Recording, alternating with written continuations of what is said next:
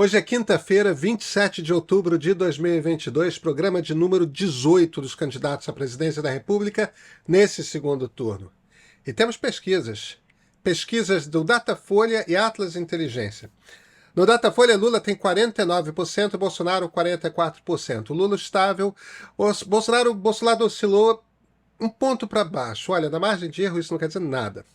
Na Atlas, Lula com 52,4% e Bolsonaro 46%. Também estável em relação à última pesquisa, mas não custa dizer, é a maior diferença entre os dois que o Instituto captou, 6,4 pontos. Amanhã é sexta-feira. E você? Você conhece o Meio? Você assina o Meio? Agora falando sério, a gente tá num momento duro de ataque à democracia. Esse ataque trava as suas principais batalhas aqui no digital, com uma campanha de desinformação que pretende dificultar o eleitor na hora de fazer a sua escolha. Aqui no Meio, essa é a nossa briga, todos os dias do ano. Ajudar o eleitor a entender o país, a entender o mundo. A gente precisa da sua ajuda para alcançar mais gente. A assinatura, olha, ela sai por R$10 por mês. Se você pode, assina, vai. E vem reagir.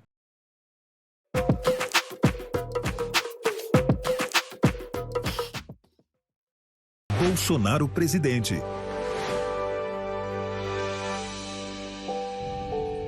Que é uma realização. O senhor está em nossa casa e, com certeza, o título que todos aqui almejam. Os 8 primeiros meses desse ano, nós demos mais títulos para os assentados do que 8 anos do Lula. E ele que dizia que cuidava de vocês. Gente, o senhor é o libertador. O passado morreu. Aleluia. O presente aconteceu.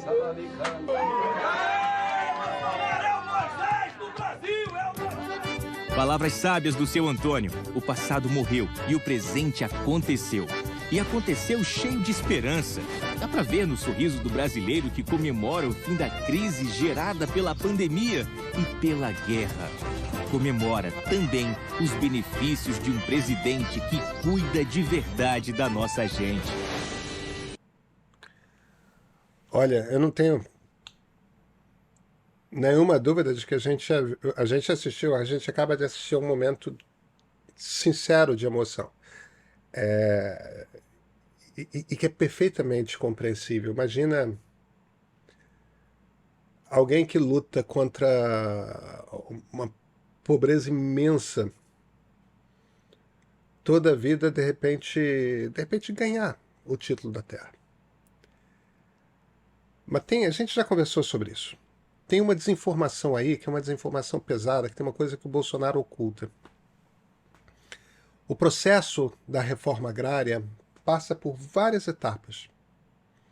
A primeira etapa, a etapa mais importante, é o seguinte: é localizar aquela terra que, aos olhos da Constituição, não tem uso social. Ela não está sendo produzida, ela só existe para especulação imobiliária. Aí você tem que desapropriar essa terra. Depois que você desapropria essa terra, você assenta. Você bota pessoas vivendo naquela terra. Essas pessoas vivem por um tempo naquela terra.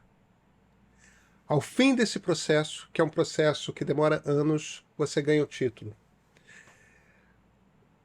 É verdade que o governo Bolsonaro está distribuindo muito título, mas está distribuindo muito título porque governos passados, isso vale para o governo Temer, isso vale para o governo Dilma, isso vale para o governo Lula, governos passados fizeram um trabalho duro de encontrar as terras para a reforma agrária, de desapropriar essas terras para a reforma agrária, de assentar famílias.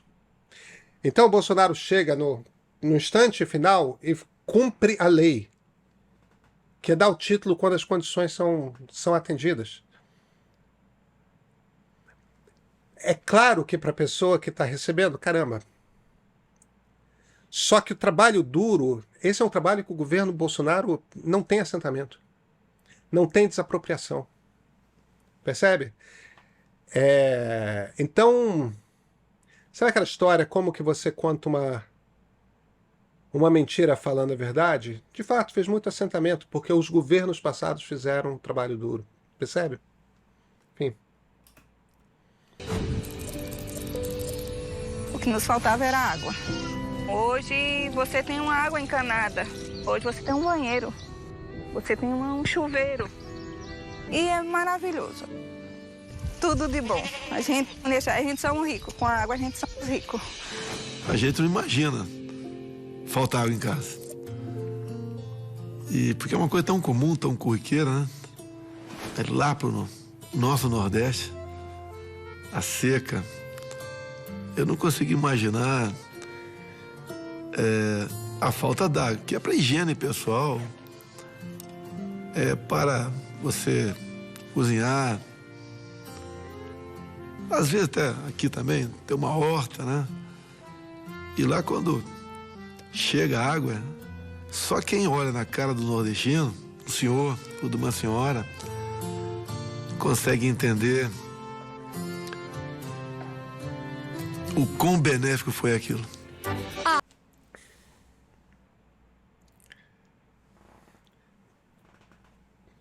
Interessante. Interessante. Primeiro, o segundo clipe daquela senhora, estamos ricos porque temos água. Como o primeiro, tipo, tem emoção genuína ali. E aí você pergunta, quinta-feira antes da eleição, que vocês vão fazer captação de gente sendo sincera na rua, tipo, onde que estava esse publicitário a campanha toda? A maior dificuldade da campanha do presidente Jair Bolsonaro é convencer as pessoas de que ele gosta de gente pobre. Entendeu? Porque o desprezo com quem ele sempre tratou boa parte dos brasileiros, entende? Sempre foi uma coisa notória e isso continuou na presidência. Então a publicidade tem que resolver esse problema de imagem. Quinta-feira é tarde, né, compadre? Mas tudo bem. Aí vem essa captação do Bolsonaro. Eu hesito em dizer que a fala dele é boa. Por um lado, ele não está lendo um teleprompter. Ele está falando. E ele parece estar sendo sincero, que é uma coisa que é um drama para o Bolsonaro, né? Ele não consegue... Quando ele está com raiva, ele consegue transmitir muita sinceridade, né? Você acredita que ele está furibundo. Agora, esse sorriso, essa felicidade, empatia é a palavra. Essa capacidade de manifestar interesse pelas pessoas, isso é uma coisa que é profundamente difícil para o Bolsonaro, não é natural dele. Não é natural dele, né? Aqui ele quase consegue. Eu acho, na verdade, que ele está sendo sincero, mas vê como é que ele fala. Quando ele fala o nosso Nordeste, o senhor, uma senhora, o nordestino, ao mesmo tempo, a mim, pelo menos, passa uma coisa de um profundo preconceito. É quase como se ele estivesse falando aquela gente ali. Sabe? Aquela gente ali. E até por isso mesmo que eu acho que me parece sincero, me parece que tem uma emoção genuína ali. Mas, ao mesmo tempo, tem uma certa postura de... A mim passa de um certo desprezo. Independentemente disso, a gente viu as pesquisas. Eu tenho falado para vocês as pesquisas todo início de programa, né? Gente, essas pesquisas não estão mudando faz 3 semanas. Não tem mais indeciso. Essa eleição acabou. Veja, a gente não sabe o que vai acontecer no domingo, evidentemente. É só que eu acho que a chance que o programa tinha de mudar alguma coisa acabou, sabe? Acabou. A água chegou no Nordeste, chegou com tanta força que tá fazendo uma onda no Brasil inteiro. Uma onda verde e amarela que não para de crescer. Tá todo mundo chegando e todo mundo é Bolsonaro.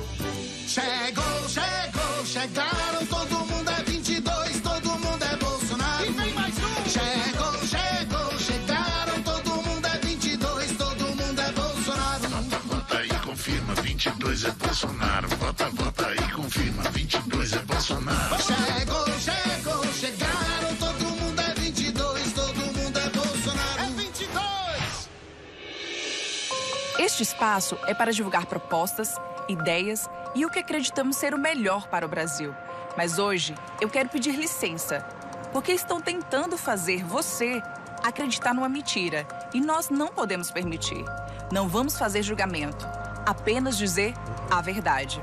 Nunca antes no país, um ocupante da presidência tinha sido condenado por crime comum. Existem provas de que Lula cometeu os crimes de corrupção passiva e lavagem de dinheiro. A condenação de Lula, no caso do triplex, está confirmada por 3 instâncias da Justiça. Lula é o primeiro ex-presidente da República preso. Foram mais de 60 delações no processo. O doutor Emílio Odebrecht fez uma espécie de pacto de sangue com o presidente Lula. Ele levou um pacote de propinas para o presidente Lula, 300 milhões de reais. Eu acabei disponibilizando para ele ao redor de 300 milhões de reais.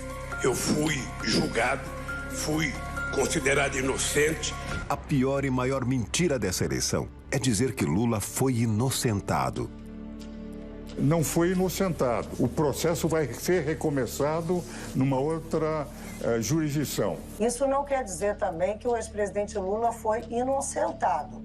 Foi preso, ficou quase 2 anos. É uma pessoa que deixa a nação do jeito que deixou. O povo precisa saber da verdade. E é vergonhoso para o país ter um cara como ele disputando uma presidência. Se Lula foi condenado, por que ele está solto? Eu vou explicar. Imagina um bandido assaltando uma mulher. Um policial age, prende o bandido e, junto com as testemunhas, vão todos para a delegacia federal. São ouvidos e o bandido é preso. Aí chega o advogado e diz que o crime não é federal. E, portanto, o ladrão deveria estar em outra delegacia. Aí o bandido é solto, ou seja, o roubo existiu. Só que o ladrão será julgado em outro lugar. Foi isso que aconteceu com Lula. O processo mudou de lugar, mas a verdade, essa não muda. Democracia é isso. Você pode votar em quem você quiser. Mas como você viu, Lula está mentindo. Ele não foi inocentado. Eu estou aqui na propaganda do Lula. Vamos lá. A explicação da moça está errada, tá? Primeiro porque não existe delegacia federal, aí as testemunhas são ouvidas pelo delegado, o cara é preso, o advogado... Isso não existe no processo penal, entende? Número 2, o depoimento do Palocci, por exemplo, é um depoimento que não tem valor porque o cara não apresentou provas da delação dele. O que é um problemaço, evidentemente. Agora, tem 2 questões aí. O que o Sérgio Moro... Enfim, tem a história do triplex do Guarujá e do sítio de Atibaia. Esses 2 imóveis, o Lula teria ganhado eles das empreiteiras, tá? Sérgio Moro tinha um caso na mão, que era o desvio por parte de executivos da Petrobras de dinheiro de determinados contratos com empreiteiras, tá? As empreiteiras assinavam contratos e passavam para os diretores esse dinheiro e devolveram dinheiro e tudo mais. Para que o caso do Lula, do triplex e do sítio, pudesse ser julgado pelo Sérgio Moro, o Lula precisaria ter sido beneficiado diretamente por esses contratos com a Petrobras. Não existe a ligação. Não existe. Primeiro não se conseguiu provar que os imóveis foram dados para o Lula. Não se conseguiu fazer essa prova.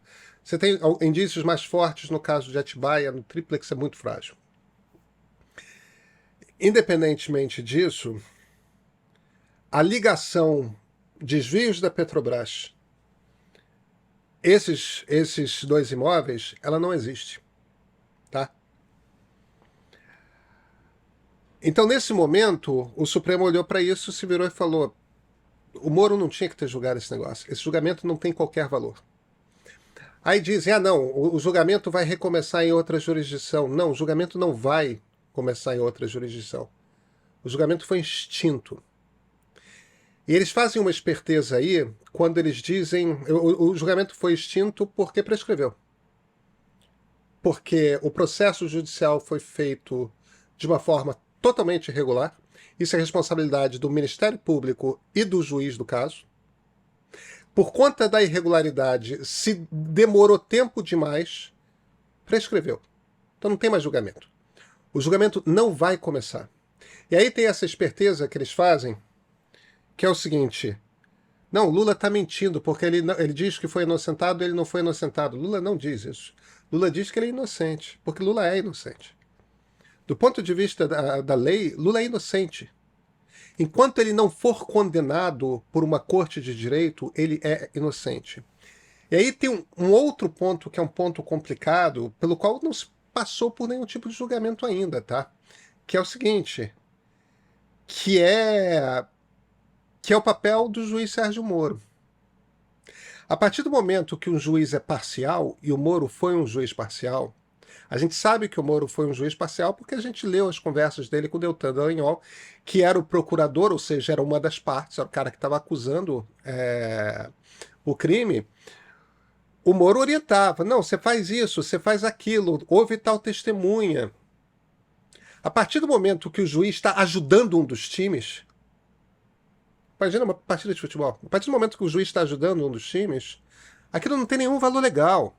Não importa quantas testemunhas você ouviu, porque você não sabe como é que aquelas testemunhas chegaram ali. Porque você não sabe o que não pode ter sido combinado para aquelas testemunhas falarem.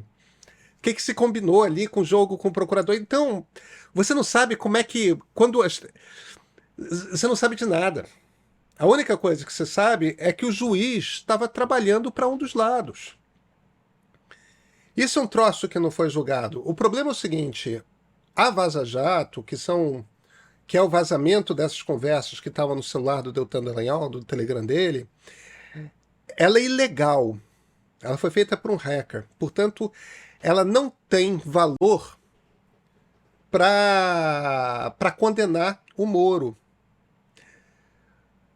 Porém, ela tem valor para inocentar o Lula. Você pode não condenar o Moro por ter sido um juiz que julgou fora das regras do jogo, o que é uma quebra de ética gigantesca. Agora, evidentemente que você não pode condenar o juiz por causa disso, as provas são ilegais, mas você pode usá-las para inocentar o réu. Então, está muito distorcida a maneira como contam essa história. Lula é inocente. Ele é inocente como eu, como você. Entende? E isso ignora o fato de que tem uma sujeirada, um rastro de corrupção na história da família Bolsonaro na política, que mal consegue ser investigada. Porque o Bolsonaro sai trocando o delegado, sai pressionando o procurador, bota na Procuradoria-Geral da República um sujeito cujo trabalho é defendê-lo, bota no Supremo Tribunal Federal o juiz que só está lá para proteger o cara. Entende? Quer dizer, isso é uma coisa que a turma do PT jamais fez. Jamais fez. Jamais atrapalhar a investigação. Então, é no mínimo de uma hipocrisia profunda, na boa, falar de corrupção nessa eleição. Enfim. Vamos seguir, né? Lula para um direito de resposta concedido pela Justiça.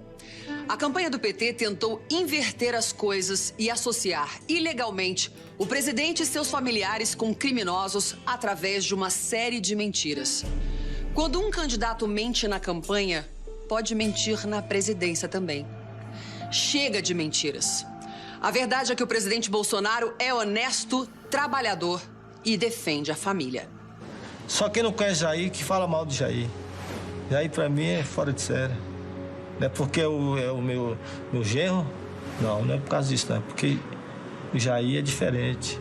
Porque ele não gosta de coisa errada. Ele quer as coisas andando corretamente. Dentro de casa é um pai, é um homem muito forte, porém muito sensível. Um homem brincalhão. O presidente Bolsonaro tem Deus no coração. E é por você que ele trabalha.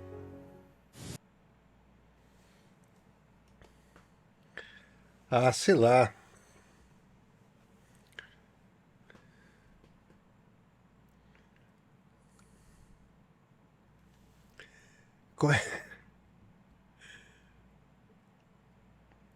Como é que você fala? Que tipo de resposta você dá para um desmentido que diz que não, Bolsonaro não mente, não? Pela paz, pela democracia, pela esperança. Encontre o Brasil do futuro com Lula presidente. Qual que é a sua proposta de governo em questão ao salário mínimo? A gente quer que o salário mínimo tenha aumento real todo ano para que a gente possa recuperar o padrão de consumo que o salário mínimo dava quando ele foi criado. É uma coisa que nós vamos assumir muita responsabilidade, tentar resolver o problema da dívida de vocês. São 80 milhões de pessoas que estão com dívida ou no cartão de crédito ou no varejo. Gostaria de perguntar sobre o Auxílio Brasil, se vai continuar. R$600 para cada pessoa, mais R$150 por cada filho até 6 anos de idade. Eu queria saber, no seu plano, como que a gente vai acabar com esse feminicídio contra nós. Olha, é um absurdo a violência contra a mulher. O que eu acho que você tem que fazer? Você tem que criar mais casa da mulher, tem que criar mais delegacia e é preciso educar mais os homens. Por isso nós vamos querer que a lei seja mais dura e que tenha mais proteção para a mulher. Qual será o foco da sua política de segurança pública? Nós vamos criar o Ministério da Segurança Pública para a gente trabalhar junto com os governos do Estado, para a gente cuidar da nossa fronteira, combater o narcotráfico, sabe, a importação de arma. Então o que está acontecendo no Brasil é uma anomalia. Essa eleição que está em jogo, essa gente quer restabelecer a civilidade nesse país ou a gente quer continuar com essa barbárie? Se você quer ver um menino na televisão lendo um livro, ou se você quer ver com a metralhadora na mão. A apologia da arma não leva ninguém a lugar nenhum. A arma não educa, a arma mata. Então eu queria saber do senhor, quais são seus projetos para o ensino superior? Olha, primeiro vai votar o ProUni com muito mais força, as cotas vão vir com muito mais força, o FIES vai vir com muito mais força e vai ter muito mais universidade federal nesse país. O Brasil nunca será um país competitivo se a gente não investir na educação.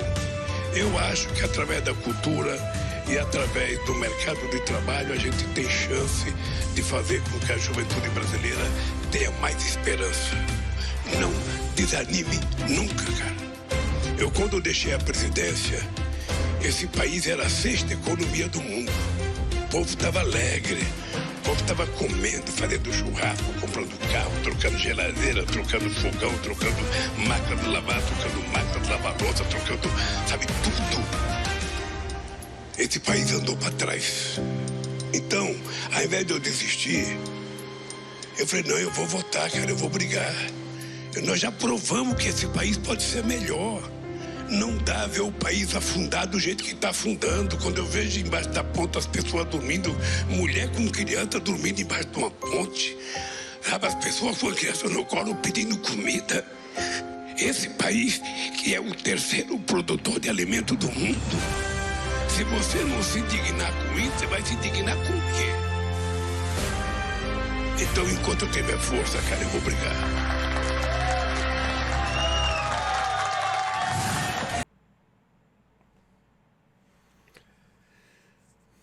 Qual foi a escolha aqui que eles fizeram? Acabando a propaganda eleitoral gratuita, né? Eles decidiram, tipo, a gente tem esse tempo, vamos encher de proposta. Tá, como é que a gente faz para a gente concentrar uma quantidade imensa de propostas para públicos os mais diversos num programa só? Se a força do Lula como político, se o grande talento do Lula como político é se relacionar com gente, então bota ele para se relacionar com gente. Bota ele conversando com pessoas, as pessoas fazerem perguntas, ele responde e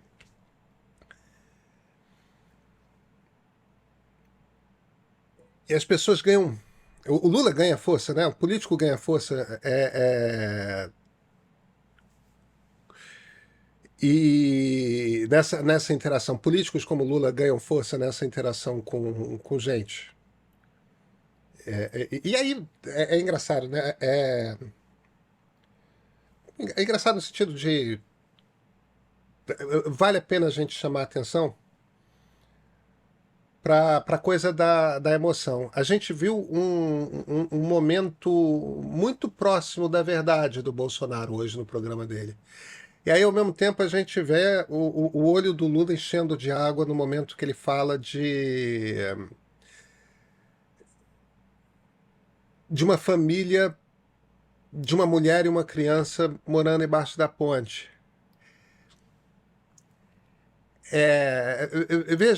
Não percebam isso como o Lula é bom, o Bolsonaro é ruim, porque não é isso que eu estou falando. O que eu estou fazendo aqui, o que eu estou tentando fazer aqui é uma observação de... Isso aqui é um filme publicitário. O objetivo de um filme publicitário é te convencer a comprar um produto. No caso, o produto é o candidato. Eles querem seu voto no domingo, esses dois candidatos. E o que o publicitário tem para trabalhar, principalmente, é a pessoa do candidato. E o publicitário do Bolsonaro tem um produto que é mais difícil de vender, por causa dessa dificuldade dele de gostar de gente. É difícil você vender político que não gosta de gente.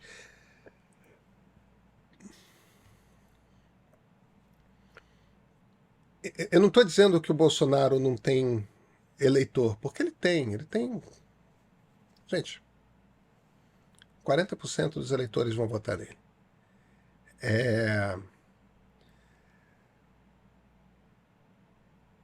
Estão votando nele quantos desses? Ou estão votando contra o Lula, né? Os publicitários do Bolsonaro não estão conseguindo, nesse segundo turno, captar mais gente. Aquelas pessoas que eles captaram estão captadas. Não tem mais, sabe? Não tem mais. Bateu no teto, parece.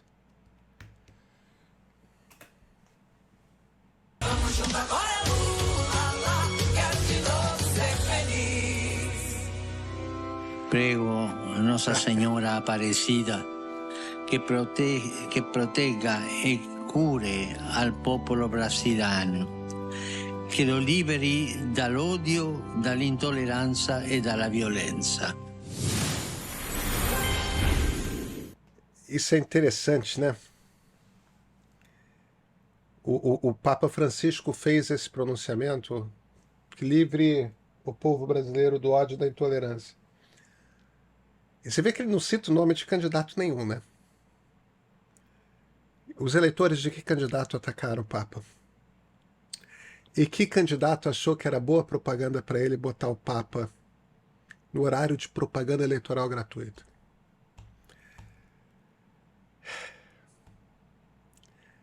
Amanhã tem debate, gente boa.